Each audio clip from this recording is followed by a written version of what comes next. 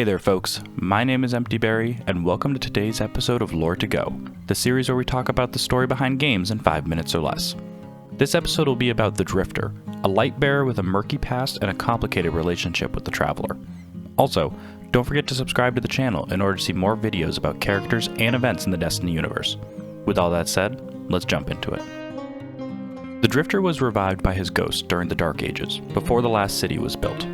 He was suspicious of the light and instead would regularly hide the fact that he was a Lightbearer from those around him. He chose to instead settle amongst normal humans, developing a distaste for warlords during this time. As the Iron Lords began to assume power, he moved near Felwinter's Peak, where he ran a bar disguised as a man named Wu Ming. He would eventually reveal himself as a Lightbearer to Lord Felwinter, but never joined the Iron Lords, instead opting to form a crew with other independent Risen. During this time period, he developed a further mistrust of the Traveler and the Light.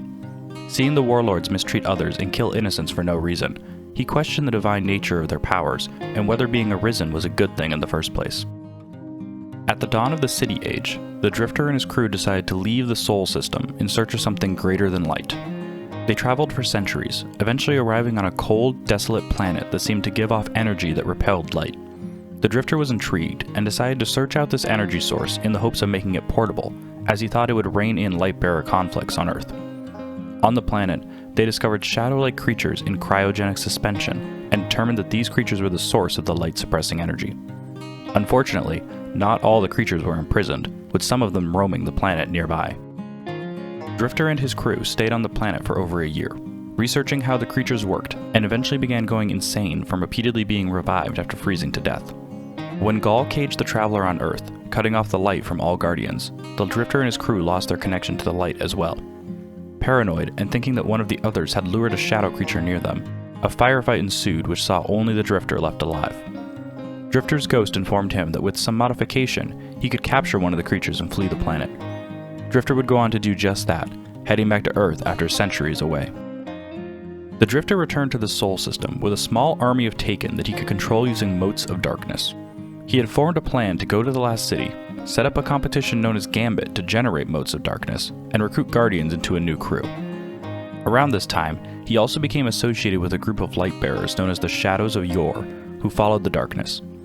He eventually was confronted by Shid Malfur, who was hunting the Shadows and eliminating them. The Drifter convinced him that he wasn't with the Shadows anymore, and gave him information on one of their members. Jin gave the Drifter permission to go to the last city and set up Gambit, which led him to meeting the Guardian. They became friends, and eventually the Drifter had the Guardian help him create Malfeasance, a hand cannon which he believed would help level the playing field against Shin Malfur if the gunslinger ever moved against him. The Drifter continued to run Gambit for a year or so before joining up with Eris Morn and the Exo Stranger on Europa to study stasis. He tried to encourage other Guardians to use it as a tool for survival in the future, regardless of its nature with the darkness. When Savathun's throne world appeared on Mars, he worked with Eris again to uncover the secrets of the Egregore and how it interacted with the darkness. Though Eris initially dislikes the Drifter, they have slowly become friends, though Eris still finds him a bit distasteful. A key component to the Drifter is survival. He has stated multiple times that he is not on the side of the Traveler, instead being on his own side. He has associated himself with all manner of factions, some light-aligned and some darkness-aligned, with his main goal always being to ensure his survival in the long term.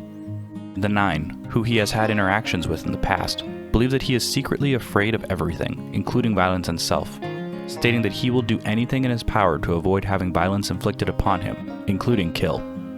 This is a bit of a contradiction, but it's also important to remember that the Drifter is not entirely sane. His time during the Dark Age and on the Ice Planet has led him to paranoia and a belief that he is lacking some kind of essential humanity. He has also stated multiple times not to rely on him in the coming conflict with the darkness. He is pessimistic about humanity's survival and has stated multiple times that if it comes down to it, he will abandon the Vanguard in order to survive. However, it is unknown if he truly will flee in the face of a second collapse, or if he will rise up and stand with the Guardian against the coming onslaught. That story has yet to unfold, but I will be here with you to explore it when the time comes. Thank you for tuning in to today's episode of Lore to Go. If you like this video, please like and subscribe to make sure you don't miss out on any future content. In the coming weeks, we'll be discussing more about the events of the Season of the Plunder, including character profiles and deep dives into content like the King's Fall raid. That's all for today though. Thank you all for joining me, and I'll see you next time.